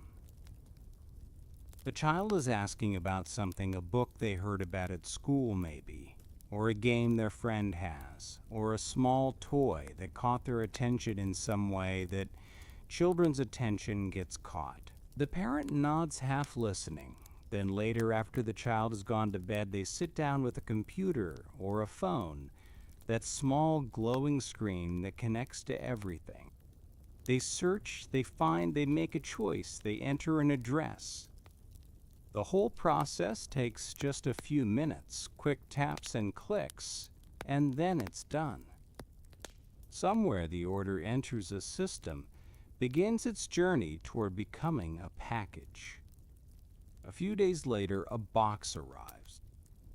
The child opens it with that particular excitement that children bring to packages, that sense of possibility that adults sometimes forget how to feel. The thing inside is exactly what they hoped for, and for a moment there's that pure joy of wanting something and receiving it, of the world working the way you hoped it would. These moments are small. They don't change history or make headlines or matter to anyone outside the walls of that home, but they are real, and they are warm, and they are the reason all those warehouses exist, all those systems and processes and careful plans, to connect what people want with what they can have, to make small moments of satisfaction possible, again and again in homes everywhere. A bedroom at night. The overhead lights are off, but there's a soft glow coming from a small device on the bedside table, or perhaps held gently in someone's hands. It's a reading screen, simple and quiet, displaying words that someone is following before sleep.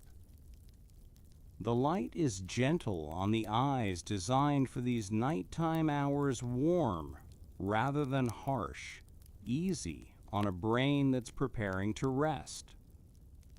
The person in the bed turns a page, not a physical page, but the gesture is the same. A small tap that brings new words into view. They are reading a novel, perhaps, or a memoir, or one of those books that explains something interesting about the world in a way that feels like a conversation with a patient friend. The words flow past, some of them sinking in, others drifting by like leaves on a stream. It doesn't matter. The reading is not a test. It's simply a way of being, a quiet activity that fills the space between waking and sleeping. Eventually, the eyes grow heavy. The device senses the stillness, or the reader sets it down, and the light dims and fades, returning the room to darkness. The words wait patient and unchanging, ready to be there again tomorrow night, picking up exactly where they left off. There's no hurry. There's never any hurry. Your eyelids are so heavy now. They can close completely if they haven't already, sealing you into that soft darkness where rest lives. You don't need to see anything. You don't need to watch or read or follow. You can simply be here, breathing, existing, letting the night hold you. Your jaw is soft. Your tongue rests gently in your mouth. Your shoulders have melted into wherever they're resting, all the tension dissolved, all the holding released. Another scene, gentle as the others. Someone is lying in bed, or perhaps sitting in a comfortable chair, eyes closed, listening. A voice is speaking to them, not a live voice, but a recorded one. A narrator reading a book aloud, turning written words into spoken sounds that fill the quiet room. The voice is calm and measured, paced for listening, rather than reading, each sentence given room to breathe. This is another kind of reading, a way of receiving stories without using your eyes, without holding anything, without doing anything at all except listening. The voice does the work. It carries the words from wherever they were recorded to wherever you are resting, bridging the distance with sound alone. The story being told might be anything. A mystery unfolding slowly, a history explained patiently, a novel building its world one sentence at a time. The listener doesn't have to concentrate. They can let their mind wander, can lose track, and find the thread again, can drift in and out of attention without missing anything essential. The story will still be there, continuing steadily, asking nothing in return. The room around them settles. The small sounds of a house at night, the tick of cooling pipes, the hum of a refrigerator in a distant room, the occasional creak of wood adjusting to temperature changes. These sounds mix with the narrator's voice, becoming part of the same texture, the same fabric of evening quiet. And eventually the listener sleeps. The voice continues for a while, speaking to no one, filling the room with words that don't need to be heard to exist. Then it stops, the device sensing stillness, and there's only silence left, and breath, and the deep rest of a body that has surrendered to sleep. These moments happen everywhere. Right now, as you listen to these words, packages are arriving on doorsteps. People are opening boxes and finding things they needed. Readers are settling into bed with their soft glowing screens. Listeners are drifting off to audiobooks' voices, carrying them gently toward dreams. Small moments, ordinary moments happening in homes all over the world.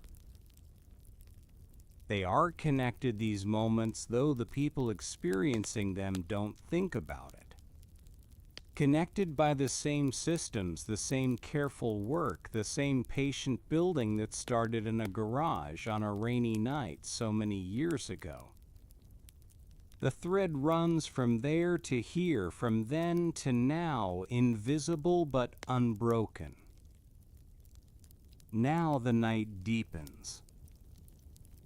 The houses with their delivered packages grow dark windows, becoming black rectangles against the blue dark sky.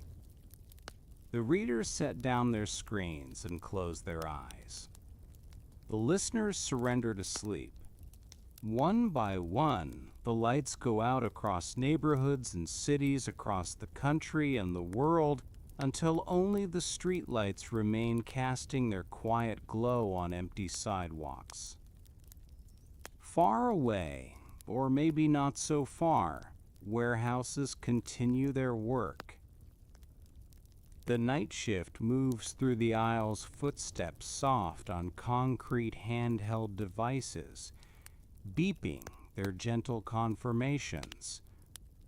Packages travel along conveyor belts, emerging prepared and labeled, ready for the trucks that will carry them out into the morning. The work doesn't stop, but it feels different at night, slower, quieter, more like a river flowing in the dark than a busy road in daylight. And somewhere in the distance, there are lights. Tiny points of brightness scattered across the darkness, each one a window in a warehouse or an office, each one representing someone awake while others sleep, keeping the systems running, making sure that tomorrow's packages will be ready when tomorrow comes. The lights look like stars from far away, small and steady, constant in the darkness. Let the image soften now. Let those distant lights blur and fade, becoming just a feeling, a sense of something continuing quietly while you rest. You don't need to see them clearly. You don't need to know where they are or who is there. They are simply part of the world, the working world that goes on, even when we're not watching. And now return with me to the anchor place, to the garage outside Seattle, that small space where everything began. It is night there, as it always is when we visit, and the rain is falling. Listen. The soft tapping on the roof, the gentle patter that has been with us from the start. The sound is so familiar now, so expected, that it feels like coming home. The lamp glows on the folding table. Its warm light falls on the empty space, on the memory of books and boxes and tape dispensers, on the ghost of all those early nights when the future was uncertain and every order felt like a small miracle. The light is golden and soft, the same quality it has always had, unchanged by time, unchanged by growth, unchanged by all the miles and years between then and now. The air is cool near the garage door. You can almost feel it, that slight chill where the outside world meets the inside warmth.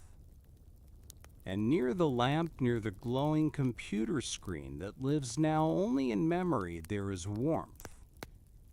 That small circle of heat and light where the work happened, where the first packages were prepared, where patience and attention built something that would eventually touch millions of lives. This is the anchor.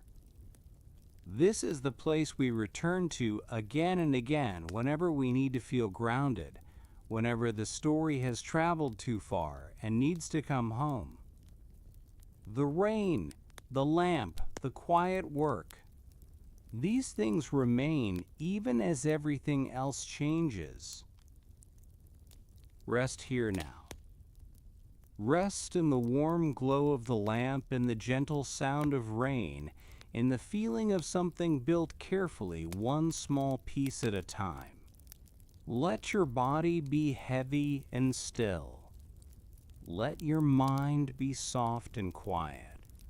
Let the night hold you as gently as this story has held you. You are safe. You are resting. And the rain continues to fall, patient and soft, asking nothing of you but your peace. The story settles like sediment drifting to the bottom of a still pond. We have traveled together through time, through seasons and years, through small beginnings and quiet growth.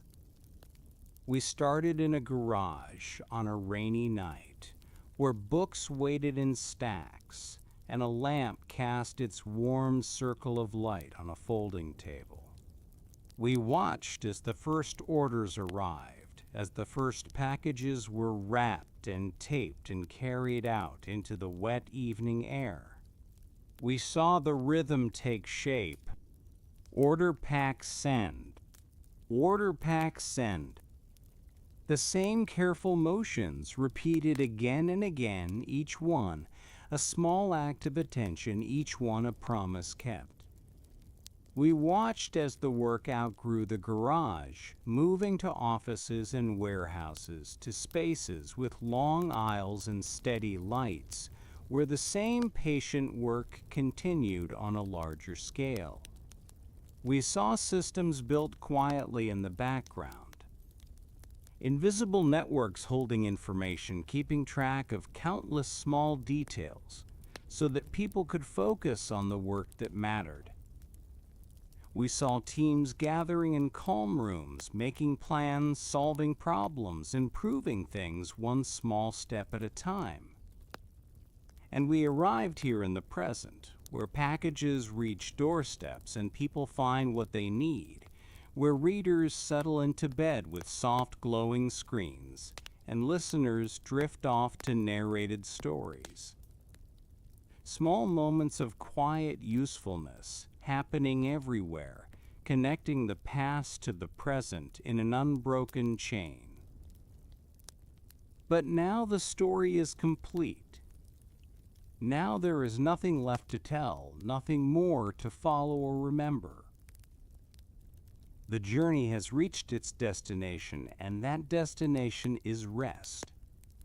You can let go of the names now. Let them fade, becoming softer, less distinct, like words written in sand that the tide is slowly erasing. The names don't matter anymore. They were just sounds, just shapes in the air, and now they can dissolve into something gentler, something without edges. Let go of the details, too. The warehouses, the offices, the conveyor belts and labels and careful systems, let them blur and blend together, becoming just colors, just impressions, just the feeling of something working quietly without needing your attention. You don't have to hold on to any of it. You don't have to remember. Let the colors soften into sensations. The warm gold of lamplight becoming simply warmth. The gray of rain becoming simply sound. The brown of cardboard becoming simply texture, then fading altogether, leaving nothing but the feeling of rest, of stillness, of a body that has finally stopped moving. Bring your attention now to your feet. Feel them wherever they are, however they're resting. They have carried you through so many days, so many steps, and now they can be completely still. Let any remaining tension drain away, flowing out through your toes, dissolving into the bed beneath you. Your feet are heavy and warm and still. Feel your legs. Your calves, your thighs, the muscles that work so hard without you ever thinking about them. They can release now. They can let go of everything they've been holding. Feel them sink deeper into rest, becoming heavier, softer, melting into the surface that supports you. Your hips settle. Your lower back releases. Your stomach rises and falls with each slow breath, soft and easy, no effort at all. Just the gentle rhythm of air moving in and out like waves on a shore that has always been there, will always be there, steady and patient and endless. Your chest is calm.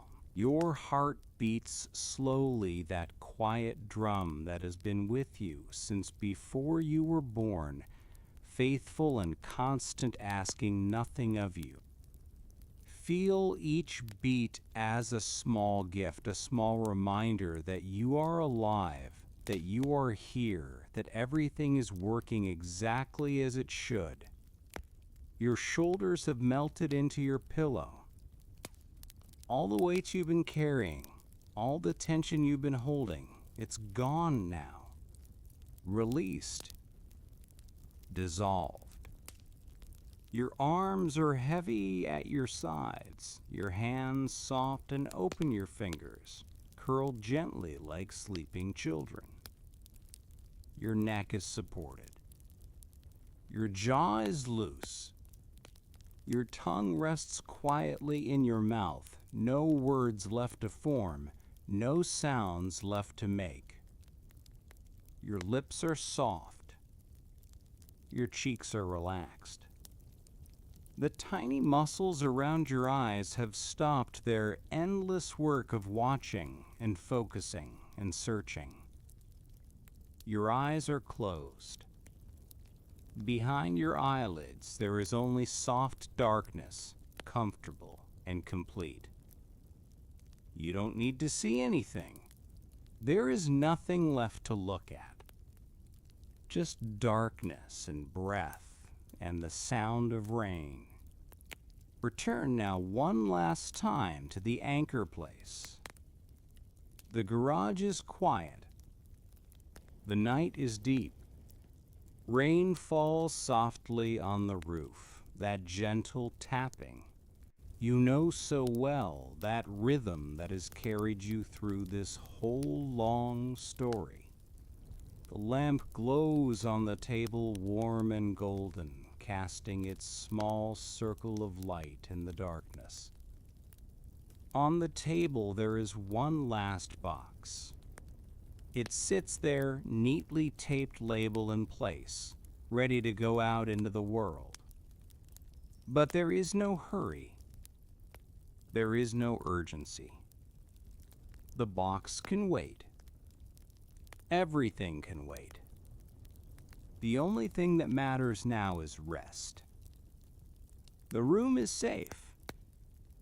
The room is warm. The rain continues to fall soft and steady, asking nothing of you. Let the image fade now. Let the garage dissolve into darkness, into the soft nothing behind your closed eyes. Let the lamp dim and disappear. Let the rain become just a sound, and then let the sound become just a feeling, and then let the feeling become simply breath. In and out, slow and easy, in and out. You are breathing. That is all you need to do. That is all you have ever needed to do. The story is over now. There is nothing more to follow. Nothing more to hear. You can let these words fade away like the last light of evening, like the last drops of rain before the clouds clear. You can let go of everything, the garage, the books, the boxes, the years of patient work. None of it needs you anymore. It all continues without you, quiet and steady while you rest. You are safe. You are held. You're drifting now, drifting toward sleep, toward that soft place where thoughts dissolve and dreams begin. Rain on a roof, breath in your chest, warmth all around you. Rest now. Just rest. Nothing left to do. Only sleep. Only peace.